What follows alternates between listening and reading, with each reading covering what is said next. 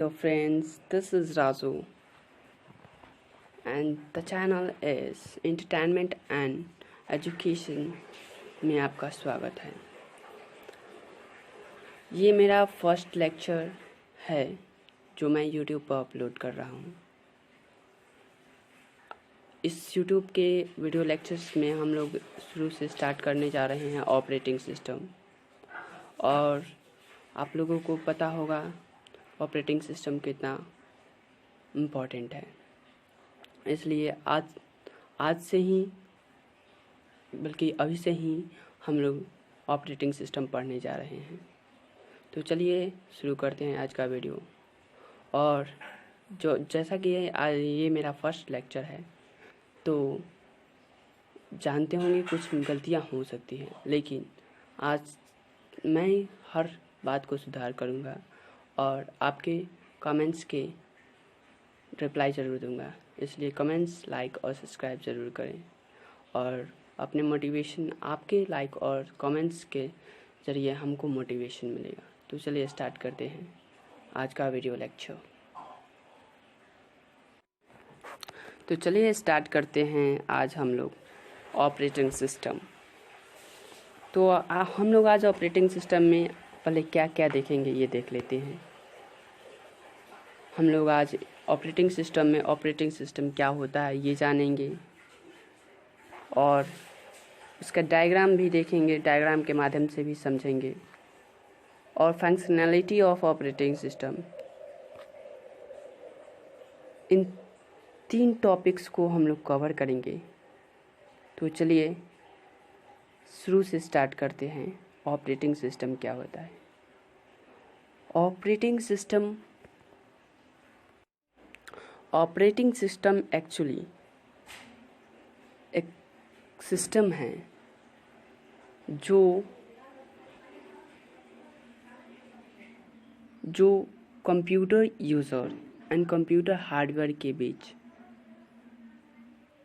बीच interface है। जैसे कि हम लोग देख पा रहे हैं definition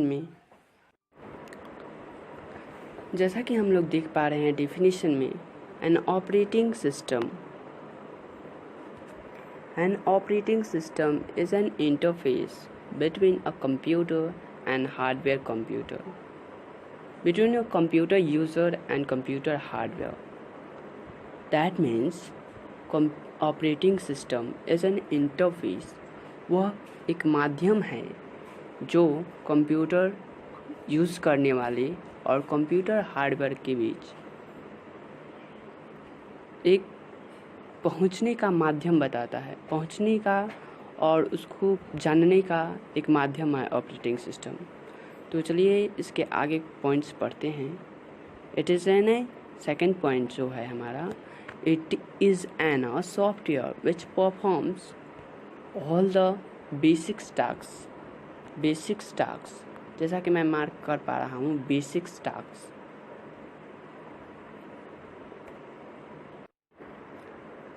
It is a basic task.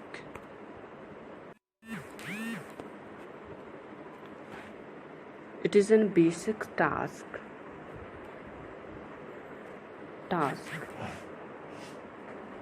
like file management, memory management, process management, and controlling all devices.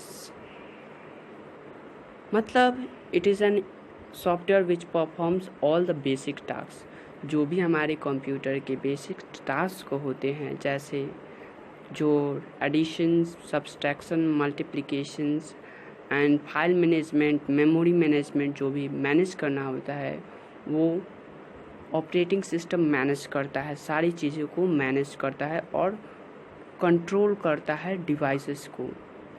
Third point के अनुसार, It also recognizes input from keyboard, sending output to the display screen and keeping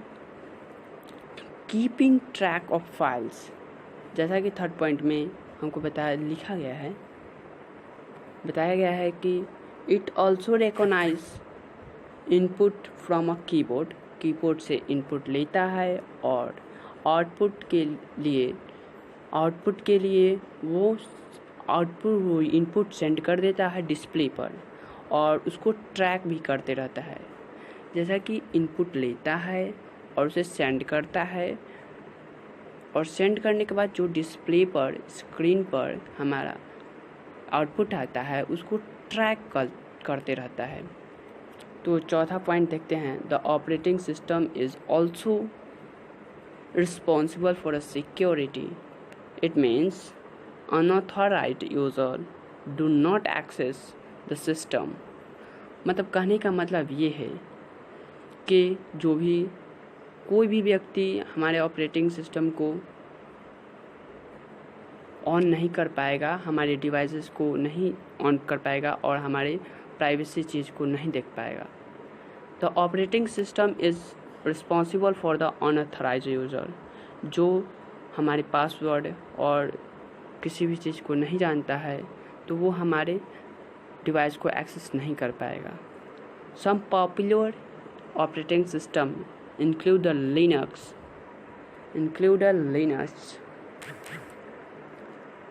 popular में हम लोगों का जो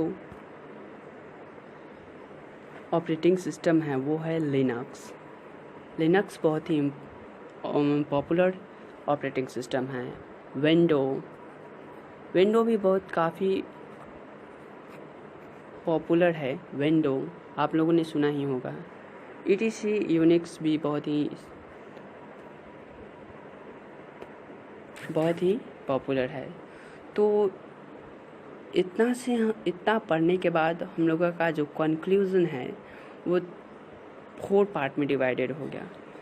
4 part में first point थोड़ा सा हम लोग रिकवर करते हैं। फर्स्ट पॉइंट में कर रहा था हमारा ऑपरेटिंग सिस्टम एक इंटरफेस है कंप्यूटर यूज़र और कंप्यूटर हार्डवेयर के बीच। वह एक माध्यम है कंप्यूटर यूज़र और कंप्यूटर हार्डवेयर से कम्युनिकेट करने के लिए, एक तरह से बात करने के लिए। It is an software. And second point के अनुसार it is an software which performs all the basic task like multiplication, addition, subtraction and like file management, memory management, process management. तो मेमोरी मैनेजमेंट का मतलब तो आप समझ ही रहे होंगे। फाइल मैनेजमेंट का मतलब कौन सा फाइल कहाँ पर रखेंगे और कौन से फाइल को कहाँ सेंड करना है और कहाँ स्टोर करना है। और प्रोसेस मैनेजमेंट हमारा कौन सा जॉब पहले प्रोसेस होगा उसको भी वो ऑपरेटिंग सिस्टम ही कंट्रोल करता है। मतलब सारी चीज़ों का कंट्रोल हमारा ऑपरेटिंग सिस्टम करता है। थर्ड पॉइंट के अनुसार it also recognise input from a keyboard. And जो हमारा ऑपरेटिंग सिस्टम होता है कीबोर्ड से इनपुट लेता है और इनपुट सेंड कर देता है डिस्प्ले और स्क्रीन पर और उसको ट्रैक भी करते रहता है। The operating system is also responsible for a security. ये जो होता है हमारे सुरक्षा के लिए भी रिस्पॉन्सिबल होता है। इट मीन्स अनऑथराइज्ड, मतलब कोई भी अनजान व्यक्ति आपकी कंप्यूटर और डिवाइसेस को एक्सेस नहीं कर पाएगा। और पांचवा हम लोग ने देखा some popular system include Linux, window and Unix. तो इतना में तो I hope that is clear now. So we take a next topic, the diagram के माध्यम से भी हम लोग समझ सकते हैं इसको operating system. The diagram is very simple, that is see here user 1, user 2 end user n, मतलब ETC बहुत सारे यूज़र्स हैं। ये हमारा ऑपरेटिंग सिस्टम है। ऑपरेटिंग सिस्टम के 2 टाइप्स होते हैं, आप लोग जानते होंगे। सिस्टम सॉफ्टवेयर होते हैं, एप्लीकेशन सॉफ्टवेयर होते हैं। और ये हमारा हार्डवेयर है। देखिए हार्डवेयर ये है जिसमें हम लोगों का CPU, रैम और इनपुट आउटपुट है। तो यूज़र और हार्डवेयर के बीच में हम लोगों का क्या है? यूज़र और हार्डवेयर के बीच में हम लोगों का ऑपरेटिंग सिस्टम है जो यूज़र और हार्डवेयर में एक कम्युनिकेशन का माध्यम बन रहा है। इसीलिए हम लोगों को एक तरीके से समझ लेना चाहिए। जैसा कि हम लोग एक एग्जाम्पल से समझते हैं, जब भी हम लोग स्कूल्स में, कॉलेजेस में एडमिशन्स लेने जाते हैं तो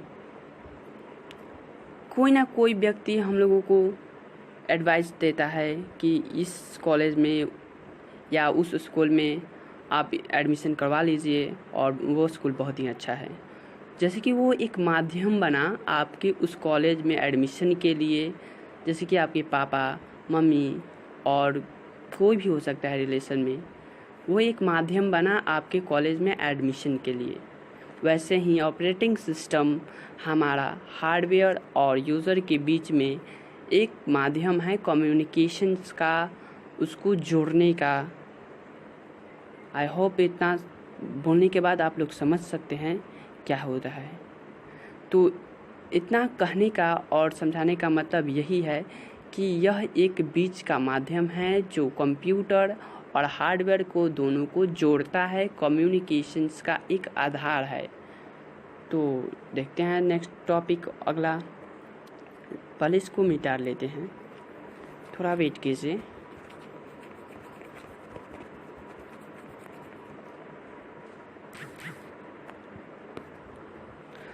तो सेकंड टॉपिक हमारा है functionality of a operating system.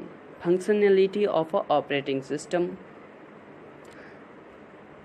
That is very simple. जो हम लोगों ने अभी तक देखा वही चीज़ है। सम इम्पॉर्टेंट, जैसा कि हम लोग देख पा रहे हैं, सम इम्पॉर्टेंट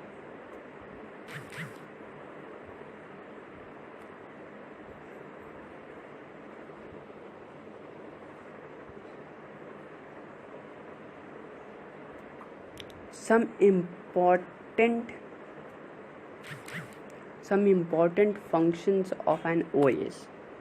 फंक्शंस का कहने का मतलब क्या है? फंक्शन कहने के मतलब ये हैं कि उसकी क्या फंक्शन है, वो क्या करता है और कितनी सिक्योरिटी के साथ करता है, यही हम लोग देखने वाले हैं इसमें। तो फर्स्ट में हम लोग देखेंगे मेमोरी मैनेजमेंट। जैसा कि हम लोग देख पा रहे हैं, ये नोट्स बहुत ही क्लियर्स हैं और ये नोट्स आपको PDF के रूप में डिस्क्रिप्शन बॉक्स में मिल जाएगा। इस नोट्स को डाउनलोड्स कर लें और लगातार मैं इस टॉपिक पर वीडियो डालता रहूँगा, इसलिए मेरे चैनल को सब्सक्राइब और कमेंट कर दें और शेयर भी करें। तो ज़्यादा कुछ नहीं बोलते हैं और हम लोग अपने टॉपिक पर आते हैं। Memory management, it refers to management of any, ये रेफर करता है किसके साथ? मैनेजमेंट ऑफ प्राइमरी मेमोरी और main memory. It provide a fast storage that can be access directly by the CPU। Memory management and second point भी पढ़ लेते हैं फिर समझते हैं। It also decide which process will get memory when and how much। Okay, it refers to management of primary memory। Primary memory कहने का मतलब ये है कि हमारा जो भी मेन मेमोरी होता है, प्राइमरी मेमोरी जो CPU में होता है, प्राइमरी मेमोरी और मेन मेमोरी एक ही बात हुआ। It provides a fast storage that can be access directly by the CPU। जैसा कि हम लोग जानते हैं प्राइमरी मेमोरी और मेन मेमोरी होता है वो CPU उससे स्टोरेज डाटा लेता है और हम लोगों को फास्ट सर्विस प्रोवाइड करता है। फास्ट सर्विस वही हम लोगों का ऑपरेटिंग सिस्टम में वो एक माध्यम बनता है प्राइमरी मेमोरी और मेन मेमोरी के द्वारा कि हमारा CPU डाटा ले और हम लोगों को फास्ट सर्विस प्रोवाइड करे। जैसा कि हम लोग यूज़र्स को देखते हैं, कभी भी आउटपुट आने में लेट हो जाता है तो यूज़र वेट नहीं कर पाता है, इसलिए CPU के द्वारा जो भी आउटपुट्स आने चाहिए वो टाइम पे आने चाहिए। अगर आउटपुट टाइम पर नहीं आता है तो जो हमारे यूज़र्स होते हैं वो मतलब घबरा जाते हैं, वो जल्दी जल्दी में कुछ भी बटन्स या क्लिक करने लगते हैं। इसलिए हमारे सीपीयू को इतना फास्ट काम करने के लिए मेन मेमोरी, जैसा कि हमारे पास 2 मेमोरी हैं, हम लोग इस पर भी एक सेपरेट वीडियो बनाएंगे, प्राइमरी मेमोरी और सेकेंडरी मेमोरी। तो सेकेंडरी मेमोरी से डाटा लेने में बहुत ही समय लग जाता है, जिससे यूज़र्स परेशान हो जाते हैं। इसीलिए हम लोग मेन मेमोरी का यूज़ करते हैं और सीपीयू मेन मेमोरी बहुत ही छोटा और सीपीयू से डायरेक्टली कनेक्टेड रहता है। सो हम लोग इसका यूज़ डायरेक्टली सीपीयू को डाटा देने के लिए करते हैं। और सेकेंड पॉइंट है, it also decide which process will get a memory when and how much. और ये भी डिसाइड करता है कि कौन सा प्रोसेस कितना मेमोरी लेगा और कितना और कब मेमोरी लेगा, कौन सा प्रोसेस कितना और कब मेमोरी लेगा, कब मेमोरी लेगा। It also decide which process will get a memory when and how much, कब और कितना मेमोरी लेगा। तो सेकेंड पॉइंट पे हम लोग आते हैं, प्रोसेस मैनेजमेंट। बहुत ही क्लियर से मेमोरी मैनेजमेंट आप लोग समझ गए होंगे, हमको आशा है। तो सेकेंड हम लोग देखते हैं प्रोसेसर मैनेजमेंट। तो प्रोसेसर मैनेजमेंट में भी वही सेम बात है, ये भी एक फंक्शनैलिटी ऑफ ऑपरेटिंग सिस्टम है। तो देखिए, जैसा कि नोट्स में दिखाया गया है, the operating system decide which process gets the processor when and for how much time. The operating system जो होता है हमारा डिसाइड करता है, वो डिसाइड करता है कि कौन सा प्रोसेसर लेगा, कब, कौन सा प्रोसेस कितना प्रोसेसर लेगा, कब और कितना। एंड सेकेंड पॉइंट जैसा कि है, keeps tracks of a processor and status of a process. This is known as a traffic control. Keeps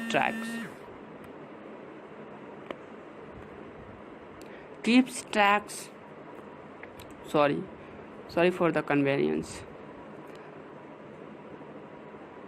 keeps tracks of a processor and status of process. This is known as a traffic control.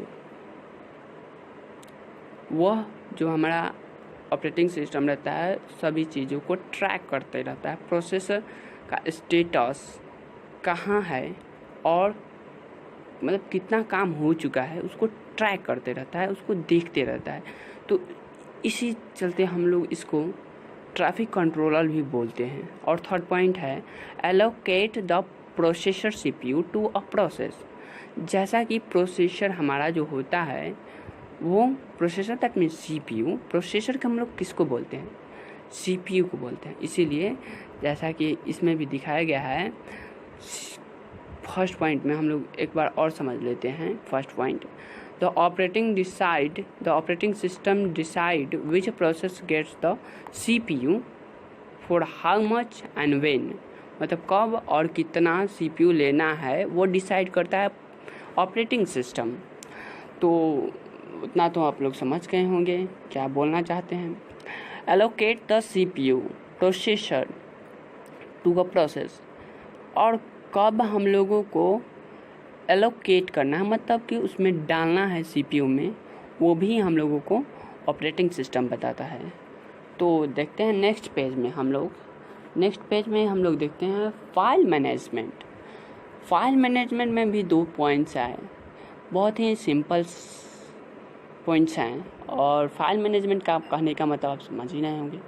Keep track of a information, locations, use, status and ETC. This facility are known as a file system. This facility are known as a file system. That means कौन सी जानकारी कहाँ और कैसे कहाँ है। That means operating system जो होता है हमारे फाइल्स को ट्रैक करते रहता है, कि कौन फाइल कहाँ है और उसका स्टेटस क्या है अभी, यही बताना चाहता है। The operating system also decide who get the resources. Second point में हम लोग देखते हैं the operating system also decide who get the resources, मतलब ये फाइल हम लोगों को कहाँ से प्राप्त हुआ है, कहाँ से। जैसे कि हम लोग एक एग्जांपल्स के तौर पे समझते हैं, कभी भी हम लोगों को मैसेजेस आते हैं और फोटोज़ लेते हैं हम लोग, तो उस पे रिसोर्सेज लिखे रहते हैं। डिटेल्स में जाइएगा आप लोग और उसमें डिटेल्स पर क्लिक कीजिएगा तो उसमें लिखा रहेगा कि ये फ़ोटो व्हाट्सएप के माध्यम से आया है, फेसबुक के माध्यम से आया है और एनीथिंग etc सो ऑन।